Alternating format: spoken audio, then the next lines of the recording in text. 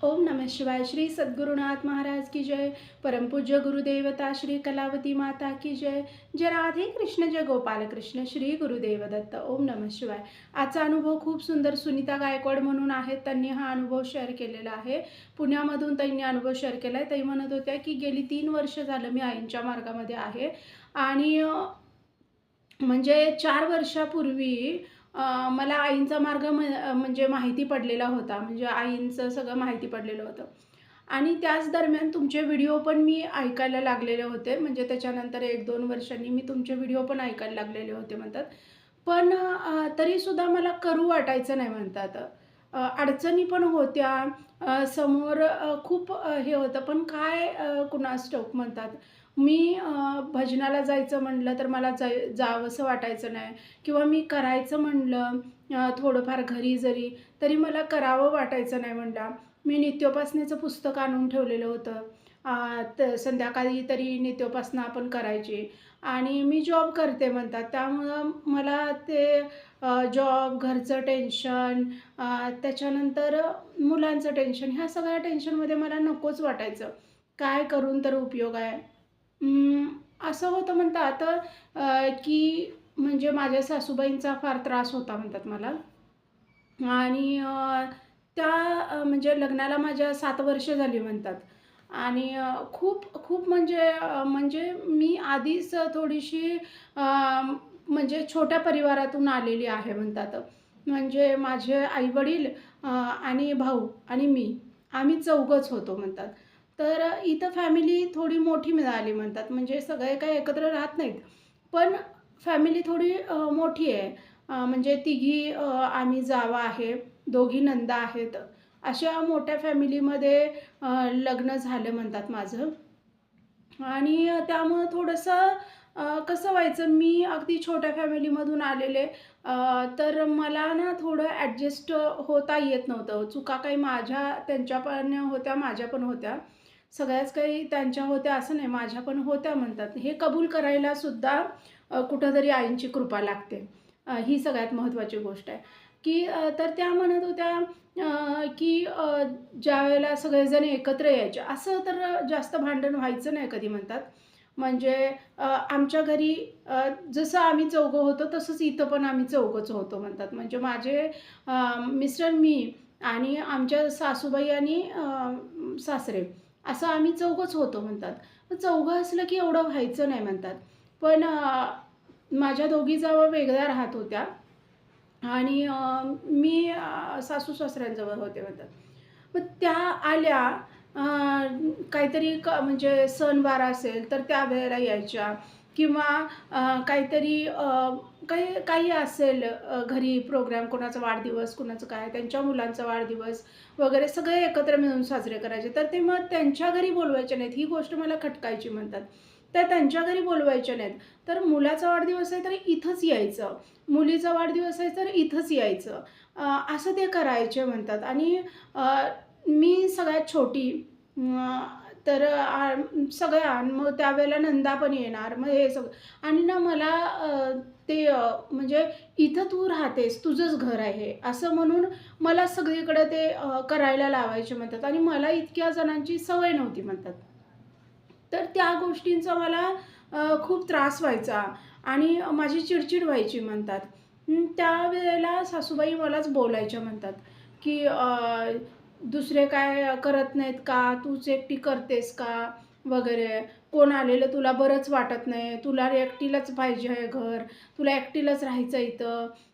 दुसरे कोण नकोच काय?" असं त्या बोलायच्या म्हणतात. मग मला असं वाटायचं, की मग सगळ्यांनी मिळून एकत्रच राहा. मग नकाच कुणी बाहेर राहू आणि सगळ्यांनी मिळून कामं करायची.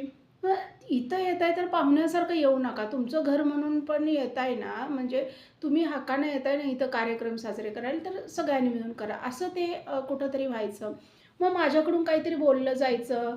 मग त्यांच्याकडून मग ते सगळ्यांना असं वाटायचं, की अरे ही म्हणजे इज्जत करत नाही कोणाची. पण हे समजून घ्यायचे नाहीत की ही मी कितीतरी वेळा हे समजून सांगायचा प्रयत्न केला, की मी छोट्या फॅमिलीतून आलेली आहे. मला तिथं पण तिघा-चौघांची करायची सवय आहे, इथं पण मला तिघा-चौघांचंच करायचं सवय आहे. आणि मला नाही इतक्या लोकांचं एकदम जमत. आणि मग तुम्ही आला तर तुम्ही पण मला मदत करा. येणार तर कार्यक्रम करताय, इथं हे येताय, काहीतरी सण वगैरे असला तरी पण एखादं दुसरं काहीतरी करायचं आणि सगळं माझ्यावरच टाकायचं, असं करायच्या. मग मग मी दिवस आणि हे नटून-थटून त्या बनत होत्या. नटून-थटून ह्यांनी मग लगेच रेडी आणि मी त्या कामातच दिवसभर आणि मला स्वतःकडं आवरायला पण वेळ मिळायचा नाही. काही कार्यक्रम जरी असला तरी मी तशीच आणि सणवार असला तरी पण मी तशीच. असं ते कुठेतरी व्हायचं. ह्या गोष्टींमुळं भांडणं व्हायची आणि सासूबाई खूप टोमणे मारायच्या म्हणतात. त्यामुळे मला खूप त्रास होता म्हणतात आणि मी जॉब पण करायची त्याच्यामध्ये. तर ह्या सगळ्या गोष्टींमुळं नको-नकोसं झालेलं होतं. त्यात मला म्हणजे माझ्या ऑफिसमध्येच एक मुलगी करणारी होती. तिनंच मला आईंचा मार्ग दाखवलेला होता. तरी मी म्हणजे दाखवून सुद्धा मी नव्हतेच म्हणतात, लक्षच देत नव्हते. नंतर-नंतर ना मला प्रेग्नन्सीमध्ये पण प्रॉब्लेम यायला लागला म्हणतात आणि 1-2 वर्षानंतर ते लक्षात यायला लागलं, की अरे आपल्याला प्रेग्नन्सीमध्ये प्रॉब्लेम येतोय. मग तर मला खूप टेन्शन यायला लागलं म्हणतात. हे सगळे लोकं असे आहेत आणि माझे मिस्टर काही बोलू शकायचे नाहीत, का तर आई-वडिलांचं घर होतं. तर त्यामुळे ते काही बोलू शकायचे नाहीत म्हणतात. मग त्यामुळं मला खूप कुचंबना झाल्यासारखी व्हायची म्हणतात. आमच्या दोघांची पण भांडणं व्हायची मग म्हणतात. आणि मग तुम्हाला सांगू म्हणतात हे असे दिवस चाललेले होते. तिनं मार्ग पण दाखवलेला होता, तरीसुद्धा मला ते करावंसं वाटत नव्हतं. ती बोलायची माझी मैत्रीण म्हणतात रुक्मिणी नाव आहे म्हणतात तिचं आणि ती मला कायम बोलायची आणि मी मी म्हणायची तिला अ, आत्ताच्या ह्याच्यामध्ये ते कसं वाटतंय? रुक्मिणी नाव कसं तरीच वाटतंय. तुझं कुणी नाव रुक्मिणी ठेवलं गं? तर ती कायम म्हणायची, की माझी आई ना कृष्ण भक्त होती. तर म्हणजे ती तिची आई गेली लवकरच. पण तिनं माझं नाव रुक्मिणी ठेवलं. मला पण कसं तरी वाटतंय असं ती म्हणायची. पण आईंच्या वर्गात जशी मी आले तसं मला ह्या नावाचं म्हणजे मला प्राउड फील होतंय की माझं नाव रुक्मिणी आहे. असं ती कायम म्हणायची म्हणतात. मला आता नाही वाटत. मला आधी वाटायचं तसं, की कसं तरी वाटतंय आणि कॉलेजमध्ये वगैरे मला रुक्मिणी म्हटलं, की मला कसं तरी वाटायचं ते. पण ज्यावेळेला मी आईंच्या मार्गात आले आणि आई काय आहेत मला समजायला लागलं, तर त्यावेळेला मला रुक्मिणी या नावाचा अभिमान वाटायला लागला आणि ती सांगायची म्हणतात मला की तिच्या आईला म्हणजे तिच्या आईची खूप खूप म्हणजे आईंकडं सगळं छान होतं त्यांच्या घरी. तर तिच्या म्हणजे आईंच्या कृपेनं सगळं छान होतं म्हणतात. का तर आई खूप लवकर हे होते कृष्ण भक्त होती, आईच्या मार्गातली होती. पण मलाच यायला ती ती म्हणायची म्हणतात, की मलाच यायला खूप उशीर झाला मार्गामध्ये. आईनं बघितलं नाही मी मार्गात आलेलं वगैरे. असं ती बोलायची म्हणतात आणि तिनं मला सांगितलेलं होतं म्हणतात, की आईला सगळी सुखं मिळाली, आईंच्या कृपेमुळं मिळाली. तिचं एकच मागणं होतं, मला ना म्हातारपणापर्यंत ठेवू नका. अ, ती एकमेव अशी व्यक्ती असेल असं म्हणणारी म्हणतात. अ, तर म्हातारपणापर्यंत मला काही आई ठेवू नका. मला लवकर तुमच्याकडे बोलवून घ्या. का तर एक वय झालं आणि माझे हातपाय चालतायत म्हणजे चालतायत. मला जोपर्यंत वाटतंय की मी करता येतंय मला, माझं शरीर चालतंय, तोपर्यंतच मला कुणावर डिपेंड नको. मला नवऱ्यावर सुद्धा डिपेंड ठेवू नका. म्हणजे मी आजारी पडले आणि मला कुणीतरी एक भाकरी आज एक दिवससुद्धा मला असा येऊ नये. आणि ती कधी आमच्यावर डिपेंडच नव्हती म्हणतात. ती वडिलांवर सुद्धा कधी कुठल्या गोष्टीत म्हणजे आर्थिकदृष्ट्या सुद्धा तिनं म्हणतात शिवण क्लास केलेला होता. तर तिच्याकडे खूप ब्लाऊज वगैरे ते असायचे म्हणतात आणि तर ती सगळं ओम नमः शिवाय म्हणत करायची. म्हणजे ज्या रुक्मिणीताई होत्या, त्यांच्या आईचं हे सांगायला लागले मी. त्या सांगत होत्या. तर त्यांच्या आई असं म्हणजे ब्लाऊज वगैरे शिवायचे. खूपसे माझ्या इकडे कस्टमर होते म्हणतात आणि खूप पैसा मिळायचा तिला त्यातून. ती स्वतः म्हणजे आर्थिकदृष्ट्या किंवा मानसिकदृष्ट्या फार खंबीर होती. कुठल्याही गोष्टीत ती कधी आजारी पडलेली आम्ही बघितली नाही म्हणतात. ते सगळं आईंच्या कृपेवर तिचं होतं. का तर इतकं प्रचंड नामस्मरण तिचं असायचं म्हणतात. ती काम जे पण करायची ते नामस्मरण करत करायची. कधीच आईनं कुचाळक्या किंवा कधी बायकांमध्ये एवढ्या तिच्याकडे बायका यायच्या म्हणतात, ब्लाऊज वगैरे. तर अशा बायकांमध्ये ताई म्हणत होत्या, रुक्मिणी कायम सांगायची, अ, म्हणजे पार्लर चालवणाऱ्या बायका आणखी कपडे वगैरे शिवणाऱ्या ज्या लेडीज असतात, अशा लेडीजकडे खूपशा बायका येतात आणि त्यामुळे वेगवेगळे टॉपिक निघतात आणि वेगवेगळ्या लोकांच्या घरातल्या वेगवेगळ्या गोष्टी निघतात आणि त्यामुळं खूप म्हणजे काय म्हणतोय आपण, ह्याचं त्याचं बोललं जातं ह्या लोकांजवळ. म्हणजे एकतर ह्या दोन फील्डमधल्या म्हणजे हे व्यवसाय करणाऱ्या बायकांजवळ. तर माझी आई ती म्हणायची, म्हणत होत्या ताई, की माझी आई म्हणजे कपडे शिवणार सगळ्यांचे, ड्रेसेस शिवायची, ब्लाऊज शिवायची वगैरे सगळं शिवायची. पण कधीही कुठल्याही लेडीजसोबत ती म्हणजे कामाव्यतिरिक्त इतर काहीही हे करायची नाही. कुणी काही सांगायला लागलं तर "होय का? होय का?" एवढंच बोलायची. इतर काहीही बोलायची नाही आणि तिनं टाईमसुद्धा देऊन ठेवलेला होता. ह्या वेळेत या आणि तुमचे ब्लाऊज वगैरे घेऊन जावा. सगळ्यांना असं ती टाईम सांगायची म्हणतात, की ह्या वेळेत या आणि ती प्रत्येक वेळेला कामात असायची. कधीही कुठल्या बाईसोबत इकडचं-तिकडचं बोललेलं आम्ही ऐकलं नाही म्हणतात. त्यामुळं रुक्मिणीला पण तशीच सवय लागलेली होती. ती ऑफिसमध्ये वगैरे सुद्धा अशी जास्त कुणाशी नाही बोलायची म्हणतात. फक्त जे काय बोलेल ते मार्गातलं, भक्ती मार्गातलं, चांगल्या गोष्टी असलंच बोलायची.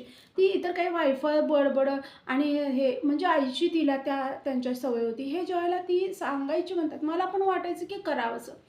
आणि ती म्हणतात सगळ्यात मोठी तिची जी इच्छा होती त्या रुक्मिणीच्या आईची, तर ती होती की मला म्हणजे अगदी म्हातार वयात नाही मरायचं, अशी इच्छा होती म्हणतात. आणि त्यांचं तसंच झालं म्हणतात.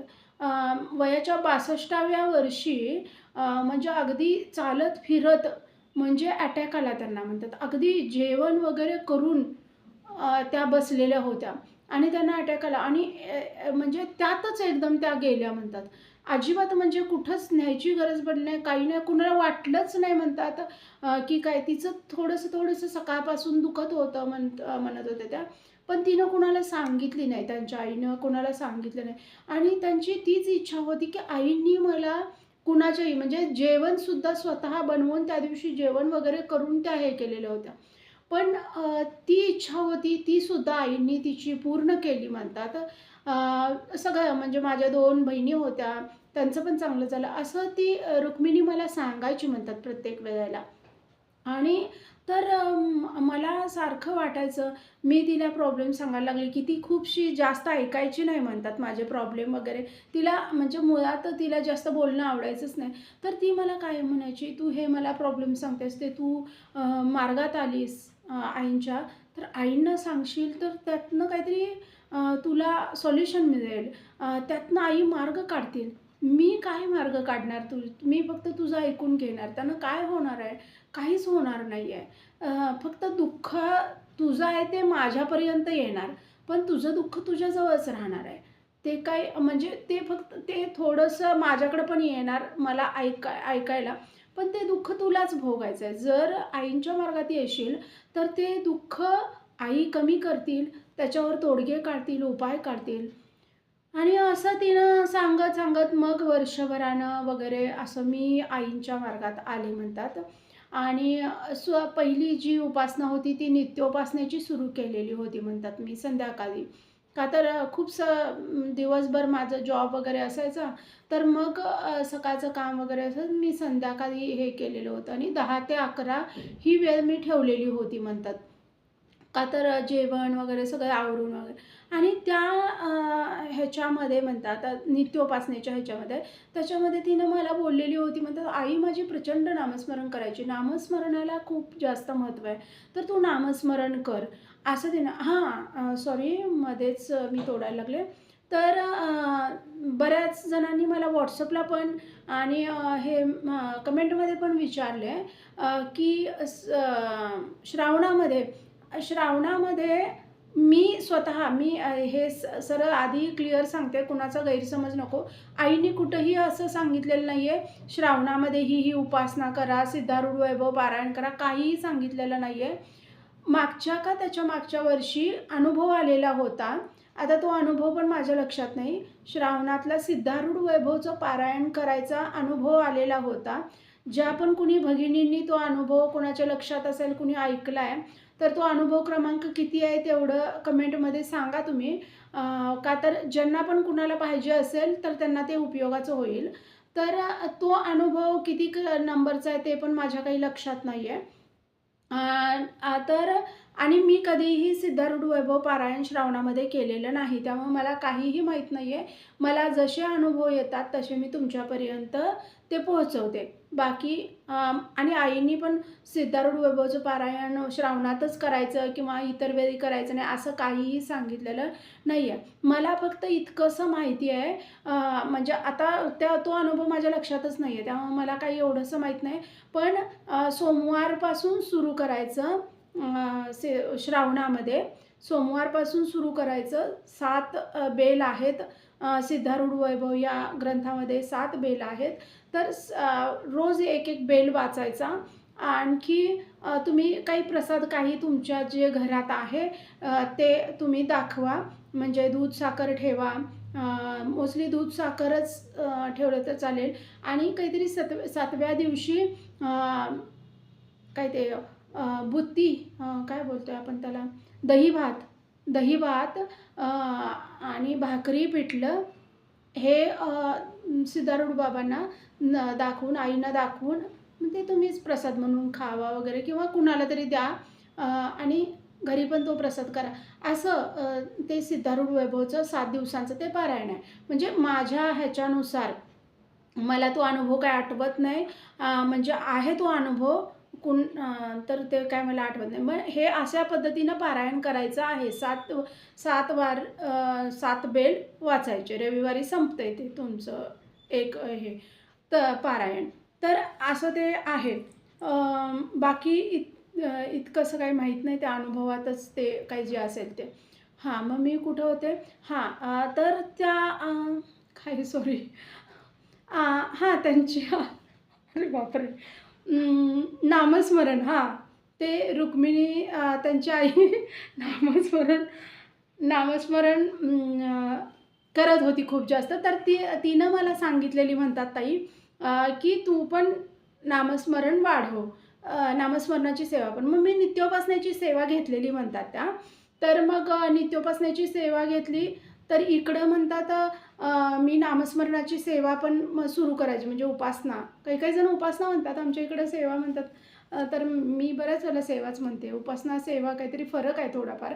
का तर उपासना म्हणजे जे आपण करतोय भजन वगैरे ह्या उपासना, आणि सेवा म्हणजे प्राथमिक सेवा, ते पुस्तक म्हणजे वाचन सेवा, प्राथमिक सेवा, टाळ सेवा, ह्या सेवा. तर ते जाऊ दे. तर मग ताई म्हणत होत्या, असं का होतंय सॉरी, मग मी त्या म्हणत होत्या मग मी नामस्मरणाची 10 ते 11 असं नित्योपासना आणि 11 ते 11:30 संध्याकाळीच नामस्मरण हे मी करायला सुरुवात केलं म्हणतात. पहिले 2-3 महिने खूप त्रास होत होता म्हणतात. का तर म्हणजे लोड व्हायचं ना, म्हणजे लवकर झोपायला मग व्हायचं नाही. 11:15 वगैरे 12 वगैरे वाजायचे झोपायला आणि सकाळी लवकर उठावं लागायचं. 6 आला तरी मला उठायला लागायचं म्हणतात. ते माझी चिडचिड पण व्हायची. 3-4 महिने खूप चिडचिड झाली आणि असं मग वाटायला लागलं उगीचच हे आणि काहीतरी वाढवून घेतलं आहे आपण. आणि पण मी ना तुम्हाला सांगू म्हणतात मुलासाठी खरं तर हे केलेलं होतं. ती गोष्ट हे केलेली होती म्हणतात, सुरू केलेली होती. तर मग मी तसंच करायला लागले म्हणतात. आणि ना नित्योपासना वाचताच मी झोपायची म्हणतात. नामस्मरण करताच तिथंच पेंगत आणि माझ्या मिस्टरांना मी सांगितलेलं होतं, मी बेडरूममध्ये बसून करायची म्हणतात. मी त्यांना सांगितलेलं होतं, कुणालाही बोलू नका, मी हे करायला लागले वगैरे. तर ते पण काही कोणाला बोलायचे नाहीत म्हणतात. तर मी ना वाचत-वाचतच झोपायची आणि मग नंतर हातेमध्ये ते हे नामस्मरण करतच झोपायची आणि परत उठून अरे बापरे! एवढा वेळ झोपले आणि परत उठून मग आणि परत करायचं, अशी करायची म्हणतात मी. आणि मग त्या ह्याच्यामध्ये तुमचा एकदा मला व्हिडिओ भेटलेला होता म्हणतात. म्हणजे ही सुद्धा आईंचीच कृपा. का तर म्हणतात नित्योपासनेचं मी कधी YouTubeवर ते बघितलेलं नव्हतं म्हणतात. तुमचा एक मी अनुभवाचा व्हिडिओ ऐकलेला होता म्हणतात आणि त्याच्यामध्ये मी असं वरती हे करताना डिस्क्रिप्शनमध्ये मला ते नित्योपासना दिसलेल्या होत्या म्हणतात. आणि मग मी म्हटलं, "अरे बापरे! हे बरं आहे ना, असं म्हणजे आपण ऐकत-ऐकत हे करू शकतोय." तर मग मी त्याच्यानंतर म्हणतात नित्योपासनेचं टाईम बदललं आणि मी येताना नित्योपासना करायला लागले. म्हणजे ही गोष्ट माहीतच नव्हती म्हणतात मला आणि मी कधी रुक्मिणीशी पण ह्या गोष्टीवर बोलले नाही, की मला झोप येते आणि मग मी हे करत तर तिनं मला बोलली असती म्हणतात, "जाता-येता करत जा." आणि ही गोष्ट मला आत्ता-आत्ता समजायला लागली आहे म्हणतात. आईनी पण त्याच उद्देशानं नित्योपासनेचं काढलेलं होतं पुस्तक. तर हे मग म्हणजे ही गोष्टसुद्धा आईंनीच मला म्हणजे माहिती नसताना माहिती करून दिली. का माझ्या मनात असं झालं, की अरे पण येताना वगैरे ऑफिसवरून येताना किंवा मध्ये मग मी थोडंसं ब्रेक घेऊन म्हणजे मी थोडंसं हे करायचे आणि थोडंसं घरी आल्यावर करायची. असं मी नित्योपासना चालू केली. पण आईंना माहिती होतं, की मला जमत नाहीये. मी काही मुद्दाम करत होते असातला तो भाग नव्हता म्हणतात.